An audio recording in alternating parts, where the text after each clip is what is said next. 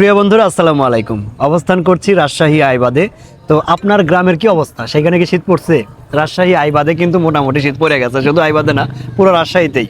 কারণ রাজশাহী আইবাদে এখন পাওয়া যাচ্ছে ভাপা পিঠা। তো এই ভাপা পিঠা খেলেই কিন্তু মোটামুটি একটা শীতের ফিল আসে। আর আমি যেখানে বসে আছি এটা তো অত্যন্ত একটা সুন্দর জায়গা। রাজশাহীর মধ্যে এইটা নাকি সব থেকে সুন্দর জায়গা। আপনার পিছনে দেখতে পাচ্ছেন নৌকা সারি সারি সাজানো। এটাতে শুধুমাত্র সুন্দর জায়গা তা কিন্তু না, এইখানে শত শত মানুষের কর্মসংস্থান। এই পাশে বিক্রি হচ্ছে আপনার ভাপা পিঠা, ফুচকা, চটপটি, বিভিন্ন রকমের আইটেম। পাশে আবার আছে আপনার নৌকার ঘাট, যেখানে তাদের হাজার হাজার মানুষের কর্মসংস্থান। একেবারে সারি সারি নৌকা সাজানো। তারা কি করে, পর্যটক যারা আসে তাদেরকে নিয়ে এই বিষয়টা একটু ঘুরিয়ে দেখায়, পর্যবেক্ষণ করে দেখায়, চরের ওপার নিয়ে যায়, সেখানে কিন্তু তাদের একটা কর্মসংস্থান।